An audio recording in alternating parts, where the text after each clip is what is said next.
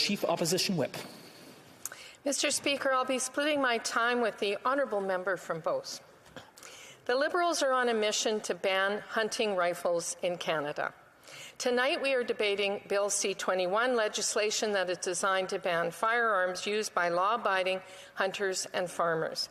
When discussing this bill on TV, the Prime Minister said, and I quote, "We're going to have to take guns away from people who were using them to hunt," end quote. That's why the Liberals at Public Safety Committee tried to slip in amendments that would have banned several common hunting rifles, including the SKS, the Ruger No. 1, the Mossberg 702 Pinkster Tactical 22, the Wesley Richards model 1897, and many slow-to-fire hunting firearms designed to shoot birds or skeet. After public backlash from rural communities across the country and in the face of fierce opposition from the Conservatives, the Minister of Public Safety retreated in defeat. But the Prime Minister is still hunting for a way to take away legal firearms from law-abiding Canadians. Since his Plan A failed, he has moved to a Plan B. Now he is setting up an advisory committee to make further recommendations on gun control and has given himself the power to ban firearms by order in council. You can be sure that he will appoint activists to the advisory committee who will tell him what he wants to hear. Then he will hide behind their advice and unilaterally ban hunting rifles without any further debate or votes in this House of Commons. Conservatives oppose giving the Prime Minister this power because we don't trust him to leave law-abiding firearm owners alone. After all, he already admitted his true agenda to take away their hunting rifles. But the NDP are putting their faith in the Liberal Prime Minister, as they always do. They will vote in favour of this secretive, undemocratic process wherein the Prime Minister can once again attack rural Canada. The NDP, who once championed the rural way of life, have become a party that takes their marching orders from special interest groups and, frankly, woke big city mayors. They have forgotten about the rich hunting tradition in rural communities, a tradition, Mr. Speaker, that's as old as the land itself. These traditions have been passed down from generation to generation. Many families rely on wild game to fill their freezers and to feed their families. For them, hunting is a way of life. When I was young, my family lived in beautiful Vancouver Island. I fondly remember friends and family celebrating their successful hunts. Recently, I traveled back to the island where I spoke with a man named Frank. He's a small business owner struggling to make ends meet under crippling 40-year high inflation. Given the high cost of food driven up by the carbon tax, Frank can't afford to buy meat at his local grocery store. Hunting with his legally owned firearm allows him to provide meat to his growing family of 5. Frank is a law-abiding, hard-working, and proud Canadian whose way of life is under threat by C-21. He's not alone. His story is like so many others on Vancouver Island and in every region of this country. The rural NDP members have completely abandoned people like Frank. The voting record will show that NDP members from rural British Columbia have turned their backs on their own constituents. This includes the members from Courtenay Alberni, Cowichan Malahat Langford, Skeena Bulkley Valley, Nanaimo Ladysmith, South Okanagan, West Kootenay, and North Island Powell River. These NDP members do not have the backs of their constituents when they are thousands of miles away from home in the House of Commons. In particular, I am disappointed in the whip of the NDP, the member of North Island Powell River. She had the NDP member for Cowichan, Malahat Langford removed from the Public Safety Committee in the middle of their consideration of this bill. She silenced him because he raised concerns about this bill. She replaced him with an urban anti-hunting member, the NDP House Leader, for fear that they might upset their big city base. She should know that the data and evidence is clear.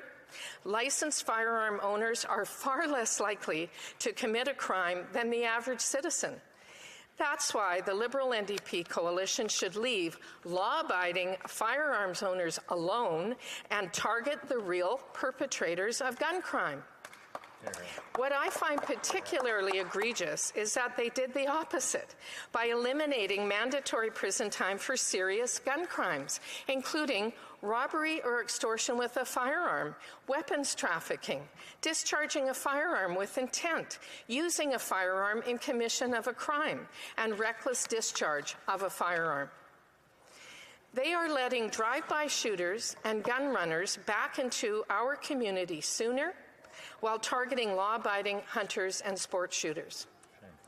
They also broke the bail system by legislating a catch-and-release program that has led to a 32% increase in violent crimes.